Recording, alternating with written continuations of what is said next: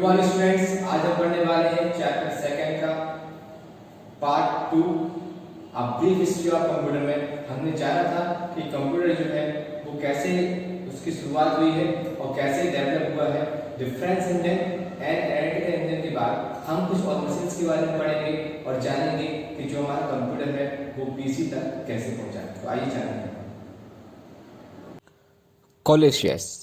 In 1943, Colossus was developed. It was the first electric programmable computer developed by Tommy Flowers. It was created to help interpret German messages during the Second World War. 1943 में Colossus develop हुआ. It was the first electric programmable computer developed by Tommy Flower.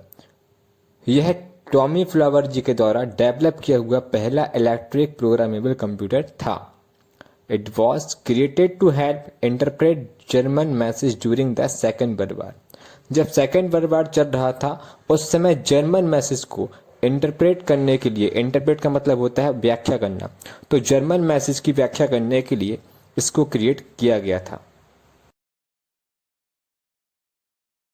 ENIAC. In 1946, ENIAC, Electronic Numerical Integrator and Computer, was developed. It was the first general-purpose electronic digital calculator. 1946 में ENIAC means electronic numerical integrator and computer को develop किया गया. यह पहला general purpose electronic digital calculator था. UNIVAC 1. In 1951, UNIVAC 1, an electrical computer, was introduced.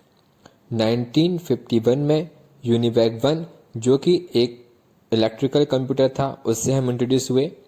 It used vacuum tube, punch card and switches to input data. इसमें data को input कराने के लिए पंच कार्ड एंड स्विचेस का यूज होता था. साथ ही साथ इसमें एक ऐसा कंपोनेंट यूज होता था जो कि कंप्यूटर की जनरेशन की शुरुआत करता है, जिसका नाम है vacuum tubes. This computer field an entire room. यह कंप्यूटर एक पूरे रूम में फिल हुआ करता था. इन 1955, Bell Labs introduced its first transistor computer. 1955 में Bell Labs जी ने हमको फर्स्ट ट्रांजिस्टर कंप्यूटर से इंट्रोड्यूस कराया. Transistors were faster, smaller and cheaper than vacuum tubes. Transistor भी एक कंपोनेंट था जो कि वैक्यूम ट्यूब से फास्ट था, साइज में उससे छोटा था और चीपर मीन्स उससे सस्ता था. They also created less heat than traditional vacuum tube.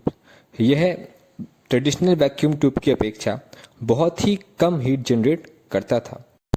Transistors are used to control electric current and to start and stop the flow of current.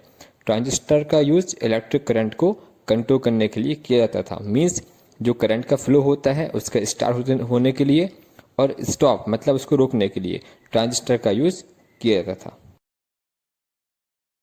In 1968, Douglas Engelbart demonstrated the mouse. It was a wooden shell with metal wheels and a tail that come out at the end.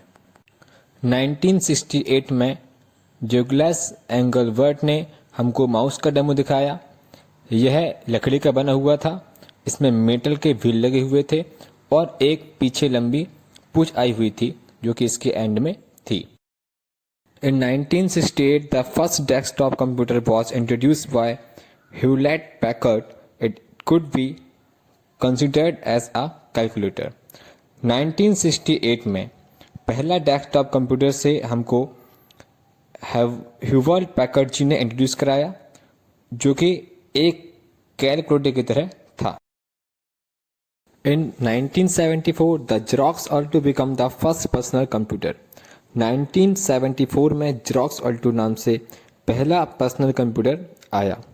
It had a display and mouse, जिसमें display and mouse भी थी. The design of the Xerox Alto was a major influence on the design of personal computers in year that followed.